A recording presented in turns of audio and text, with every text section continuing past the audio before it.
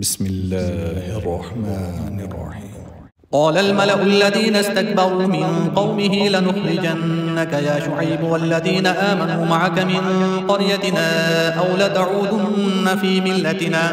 قال أولو كنا كارهين قد افترينا على الله كذبا إن عدنا في ملتكم بعد إذ نجانا الله منها وما يكون لنا أن نعود فيها إلا أن يشاء الله ربنا وسع ربنا كل شيء علما على الله توكلنا ربنا افتح بيننا وبين قومنا بالحق وأنت خير الفاتحين. وقال الملأ الذين كفروا من قومه لئن اتبعتم شعيبا إنكم إذا لخاسرون. فأخذتهم الرجفة فأصبحوا في دارهم جاثمين. الذين كذبوا شعيبا كأن لم يغنوا فيها الذين كذبوا شعيبا كانوا هم الخاسرين. فتولى عنهم وقال يا قوم لقد أبلغتكم رسالات ربي ونصحت لكم فكيف آسى على قوم كافرين. وما أرسلنا في قرية من نبي إلا أخذنا أهلها بالبأساء والضراء لعلهم يضرعون ثم بدلنا مكان السيئة الحسنة حتى عفوا وقالوا قد مس آباءنا الضراء والسراء فأخذناهم بغتة وهم لا يشعرون. ولو أن أهل القرى آمنوا واتقوا لفتحنا عليهم بركات من السماء والأرض ولكن كذبوا فأخذناهم بما كانوا يكسبون. أفأمن أهل القرى أن يأتيهم بأسنا بياتا وهم نائمون أو أمن أهل القرى أن يأتيهم بأسنا ضحى وهم يلعبون. أفأمنوا مكر الله فلا يأمن مكر الله إلا القوم الخاسرون. أولم يهد للذين يرثون الأرض من بعد أهلها أن لو نشاء أصبناهم بذنوبهم ونطبع على قلوبهم فهم لا يسمعون. تلك القرى نقص عليك من أنبائها ولقد جاءتهم رسلهم بالبينات فما كانوا ليؤمنوا بما كذبوا من قبل كذلك يطبع الله على قلوب الكافرين. وما وجدنا لأكثرهم من عهد وإن وجدنا أكثرهم لفاسقين. ثم بعثنا من بعدهم موسى بآياتنا إلى فرعون وملئه فظلموا بها فانظر كيف كان عاقبة المفسدين. وقال موسى يا فرعون إني رسول من رب العالمين حقيق على ألا أقول على الله إلا الحق قد جئتكم ببينة من ربكم فأرسل معي بني إسرائيل. قال إن كنت جئت بآية فأت بها إن كنت من الصادقين. فألقى عصاه فإذا هي ثعبان مبين ونزع يده فإذا هي بيضاء للناظرين. قال الملأ من قوم فرعون إن هذا لساحر عليم يريد أن يخرجكم من أرضكم فماذا تأمرون. قالوا أرجه وأخاه وأرسل في المدائن حاشرين يأتوك بكل ساحر عليم. وجاء السحرة فرعون قالوا إن لنا لأجرا إن كنا نحن الغالبين. قال نعم وإنكم لمن المقربين. قالوا يا موسى إما أن تلقي وإما أن نكون نحن الملقين. قال ألقوا فلما ألقوا سحروا أعين الناس واسترهبوهم وجاءوا بسحر عظيم. وأوحينا إلى موسى أن ألق عصاك فإذا هي تلقف ما يأفكون فوقع الحق وبطل ما كانوا يعملون فغلبوا هنالك وانقلبوا صاغرين وألقي السحرة ساجدين قالوا آمنا برب العالمين رب موسى وهارون. قال فرعون آمنتم به قبل أن آذن لكم إن هذا لمكر مكرتموه في المدينة لتخرجوا منها أهلها فسوف تعلمون لأقطعن أيديكم وأرجلكم من خلاف ثم لأصلبنكم أجمعين. قالوا إنا إلى ربنا منقلبون وما تنقم منا إلا أن آمنا بآيات ربنا لما جاءتنا ربنا أفرغ علينا صبرا وتوفنا مسلمين. وقال الملأ من قوم فرعون أتذر موسى وقومه ليفسدوا في الأرض ويذرك وآلهتك قال سنقتل أبناءهم ونستحيي نساءهم وإنا فوقهم قاهرون.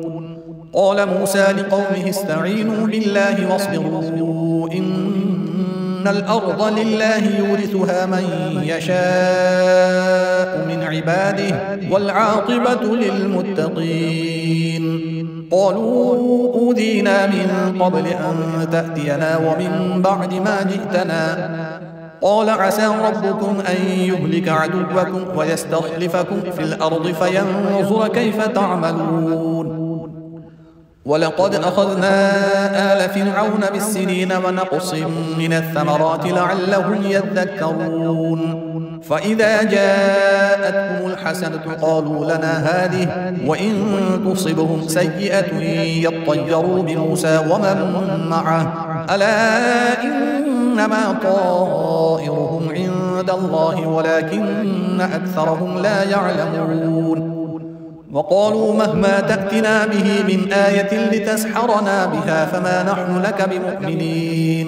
فأرسلنا عليهم الطوفان والجراد والقمل والضفادع والدم آيات مفصلات فاستكبروا وكانوا قوما مجرمين. ولما وقع عليهم الرجز قالوا يا موسى ادع لنا ربك بما عهد عندك لئن كشفت عنا الرجز لنؤمنن لك ولنرسلن معك بني إسرائيل. فلما كشفنا عنه الرجز إلى أجل هم بالغوه إذا هم ينكثون.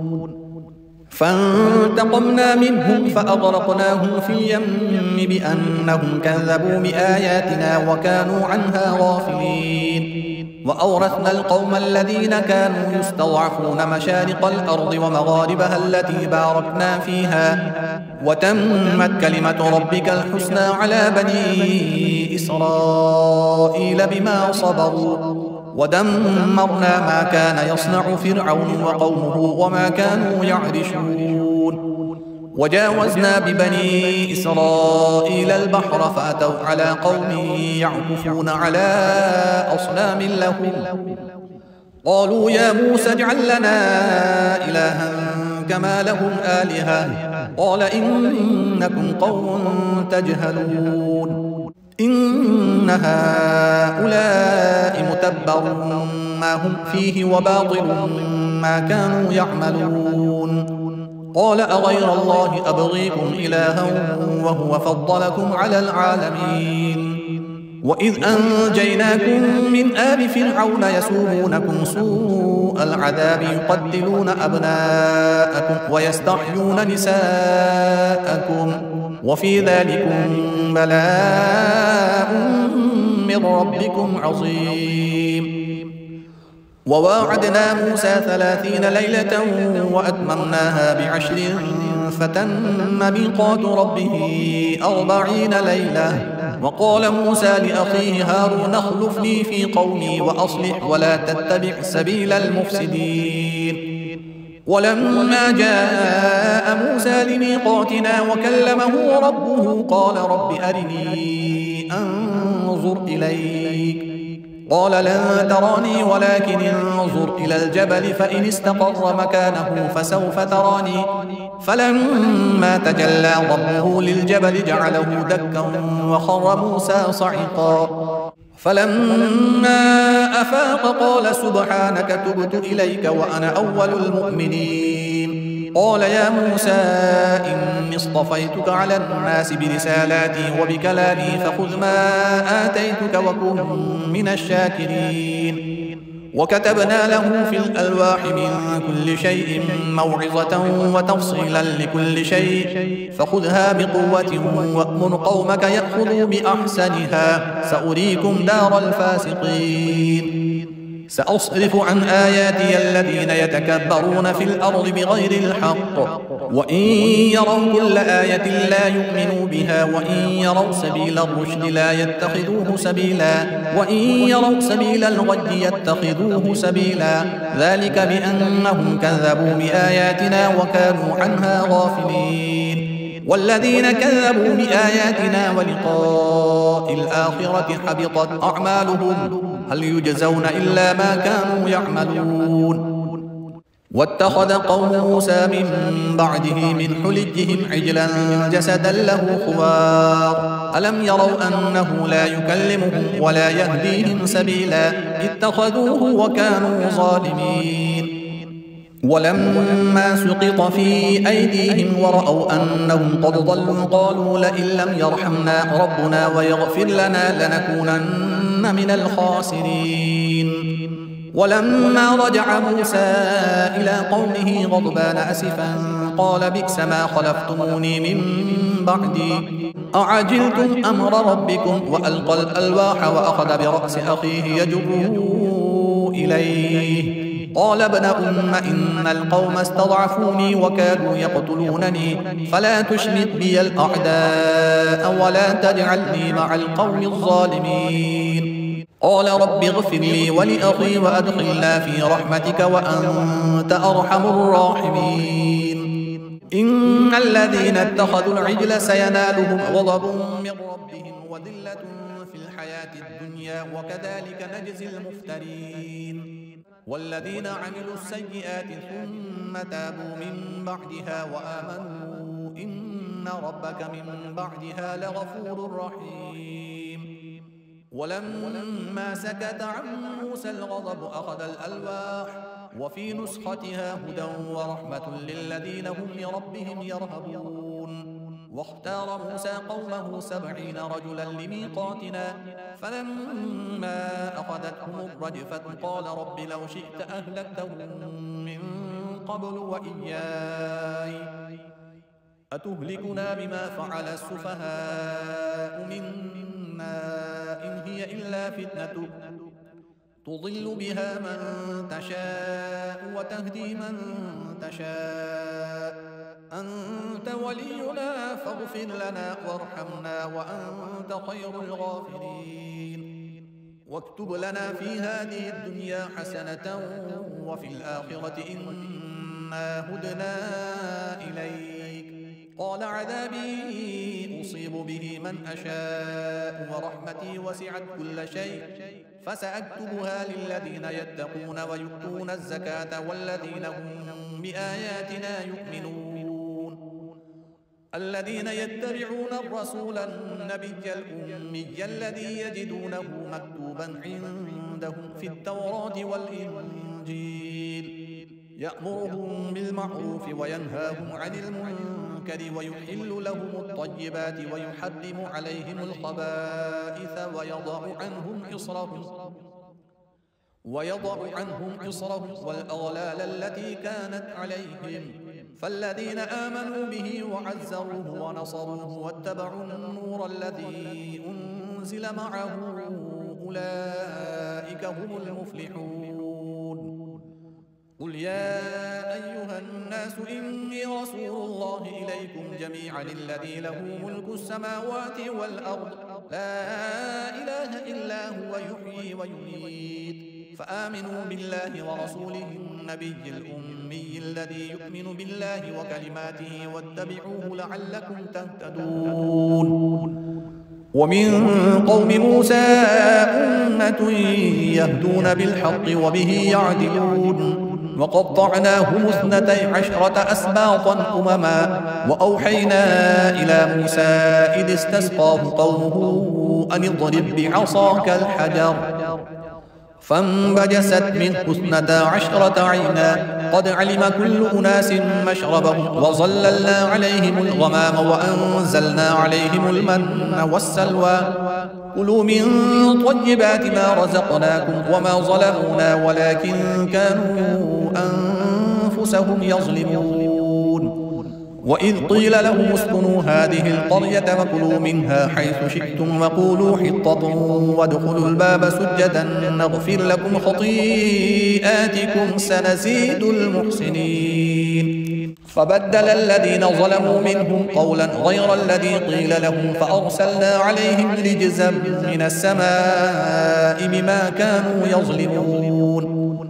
واسألهم عن القرية التي كانت حاضرة البحر إذ يعدون في السبت إذ تأتيهم حيتانهم يوم سبتهم شرعا ويوم لا يسبتون لا تأتيهم كذلك نبلوهم بما كانوا يفسقون. وإذ قالت أمة منهم لم تعظون قوما الله مهلكهم أو معذبهم عذابا شديدا قالوا معذرة إلى ربكم ولعلهم يتقون. فلما نسوا ما ذكروا به أنجينا الذين ينهون عن السوء وأخذنا الذين ظلموا بعذاب بئيس بما كانوا يفسقون.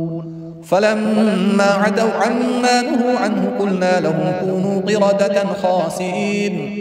وإذ تأذن ربك ليبعثن عليهم إلى يوم القيامة من يسومهم سوء العذاب إن ربك لسريع العقاب وإنه لغفور رحيم. وقطعناهم في الأرض أمما منهم الصالحون ومنهم دون ذلك وبلوناهم بالحسنات والسيئات لعلهم يرجعون. فخلف من بعدهم خلف ورثوا الكتاب يأخذون عرض هذا الأدنى ويقولون سيغفر لنا وإن يأتهم عرض مثله يأخذوه ألم يؤخذ عليهم ميثاق الكتاب ألا يقولوا على الله إلا الحق ودرسوا ما فيه والدار الآخرة خير للذين يتقون أفلا تعقلون. والذين يمسكون بالكتاب وأقاموا الصلاة إنا لا نضيع أجر المصلحين. وإذ نتقنا الجبل فوقهم كأنه ظلة وظنوا أنه واقع بهم خذوا ما آتيناكم بقوة واذكروا ما فيه لعلكم تتقون. وإذ أخذ ربك من بني آدم من ظهورهم ذريتهم وأشهدهم على أنفسهم ألست بربكم قالوا بلى شهدنا أن تقولوا يوم القيامة إنا كنا عن هذا غافلين أو تقولوا إنما أشرك آباؤنا من قبل وكنا ذرية من بعدهم أفتهلكنا بما فعل المبطلون وكذلك نفصل الآيات ولعلهم يرجعون. واتل عليهم نبأ الذي آتيناه آياتنا فانسلخ منها فأتبعه الشيطان فكان من الغاوين.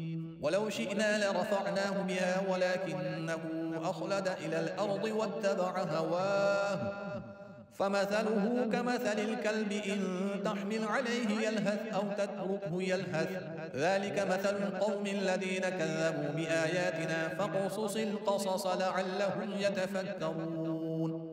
ساء مثلا القوم الذين كذبوا بآياتنا وأنفسهم كانوا يظلمون.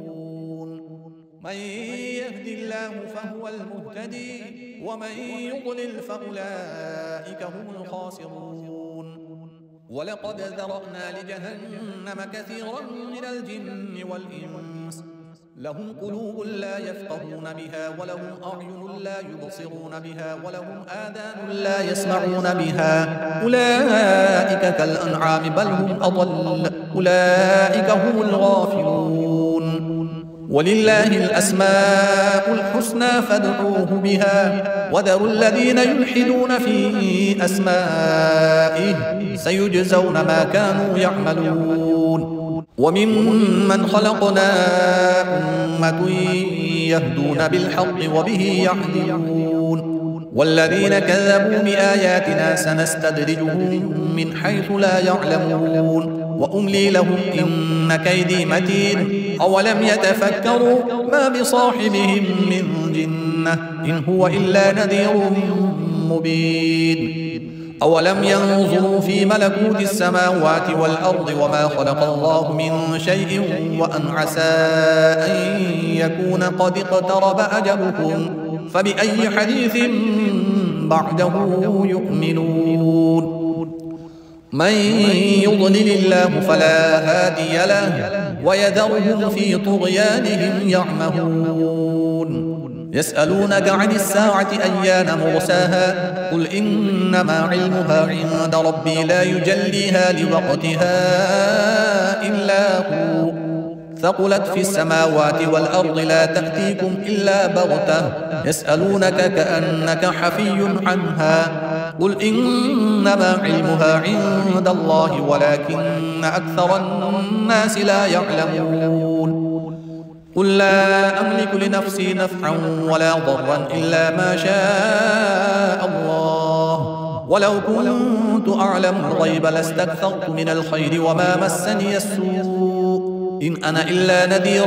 وبشير لقوم يؤمنون هو الذي خلقكم من نفس واحدة وجعل منها زوجها ليسكن إليها فلما تغشاها حملت حملا خفيفا فمرت به فلما أثقلت دعوا الله ربهما لئن آتيتنا صالحا لنكونن من الشاكرين فلما آتاهما صالحا جعلا له شركاء فيما آتاهما فتعالى الله عما يشركون أيشركون ما لا يخلق شيئا وهم يخلقون ولا يستطيعون لهم نصرا ولا أنفسهم ينصرون وإن تدعوهم إلى الهدى لا يتبعوكم سواء عليكم أدعوتموهم أم أنتم صامتون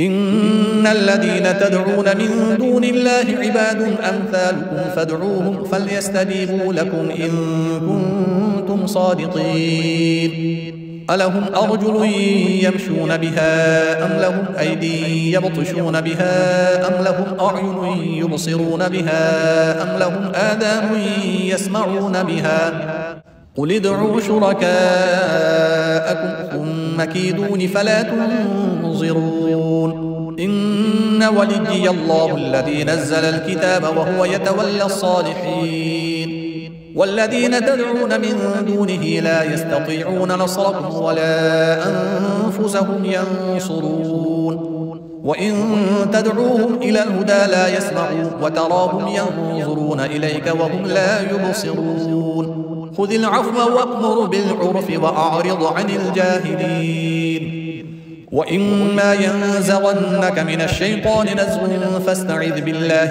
إنه سميع عليم إن الذين اتقوا إذا مسهم طائف من الشيطان تذكروا فإذا هم مبصرون وإخوانهم يمدونهم في الغي ثم لا يقصرون وإذا لم تأتهم بآية قالوا لولا اجتبيتها قل إنما أتبع ما يوحى إلي من ربي هذا بصائر من ربكم وهدى ورحمة لقوم يؤمنون وإذا قرئ القرآن فاستمعوا له وأنصتوا لعلكم ترحمون واذكر ربك في نفسك تضرعا وخيفة ودون الجهر من القول بالغدو والآصال ولا تكن من الغافلين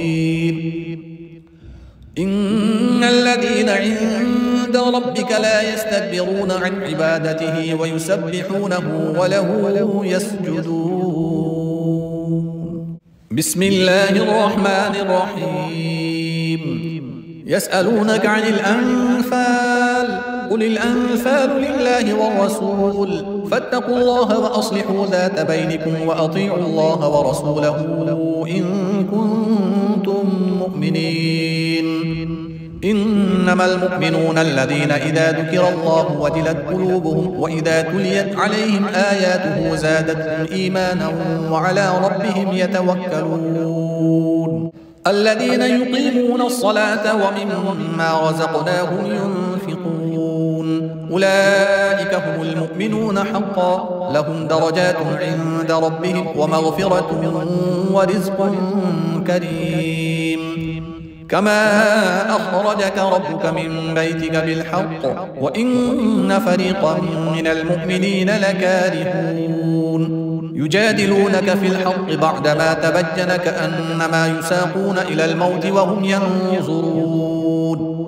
وإذ يعدكم الله إحدى الطائفتين أنها لكم وتودون أن غير ذات الشوكة تكون لكم ويريد الله أن يحق الحق بكلماته ويقطع دابر الكافرين ليحق الحق ويبطل الباطل ولو كره المجرمون.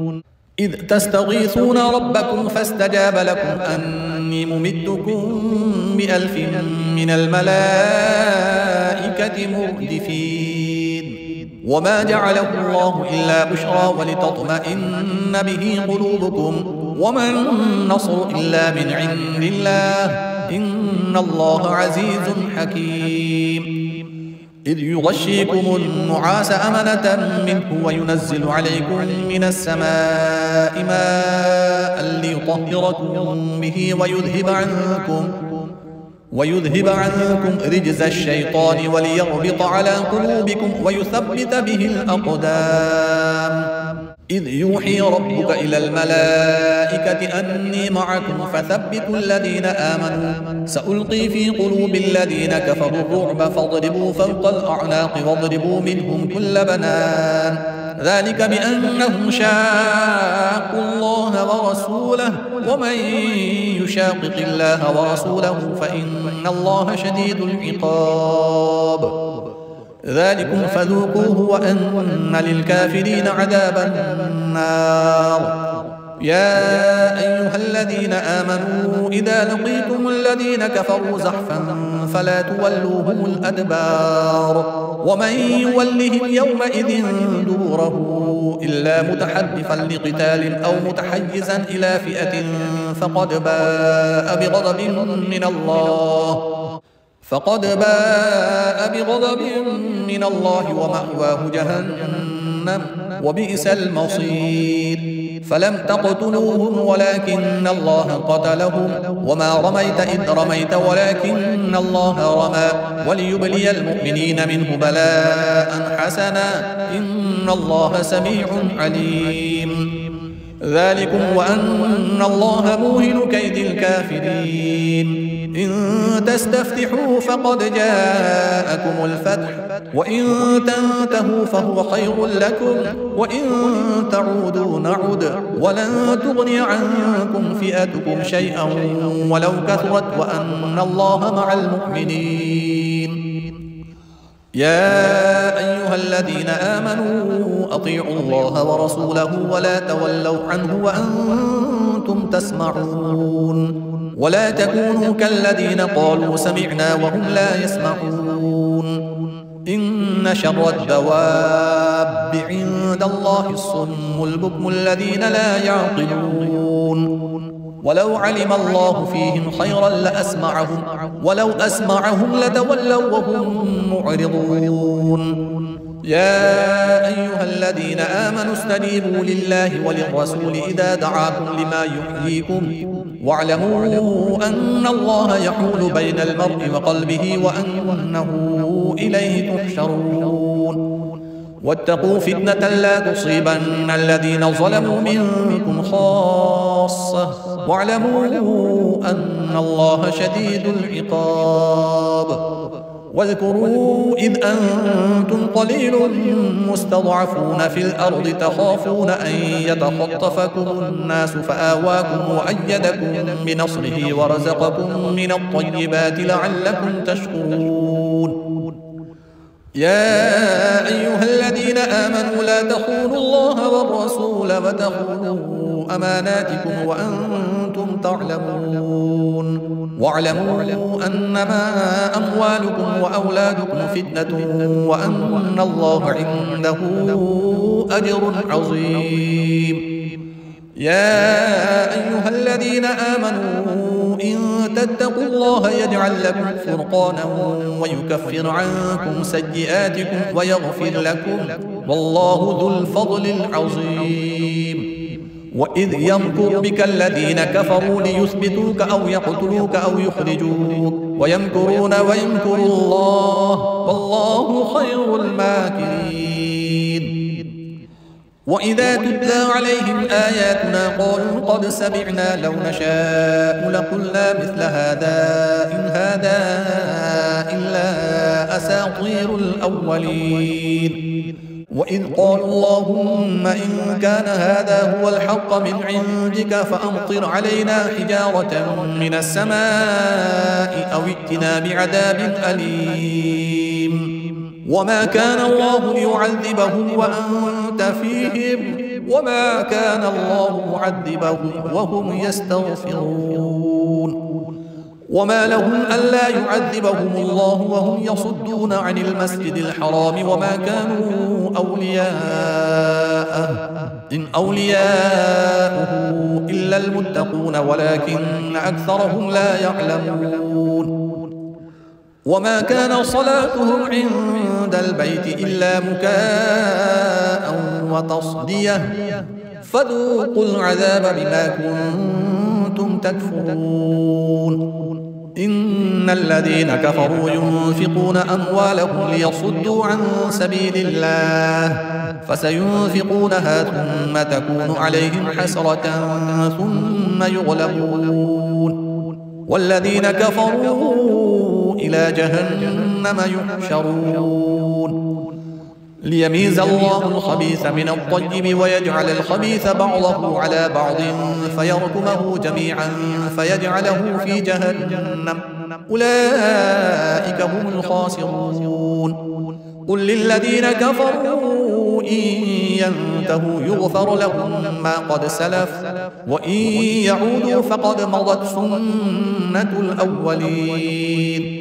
وقاتلوهم حتى لا تكون فتنة ويكون الدين كله لله فإن انتهوا فإن الله بما يعملون بصير وإن تولوا فاعلموا أن الله مولاكم نعم المولى ونعم النصير.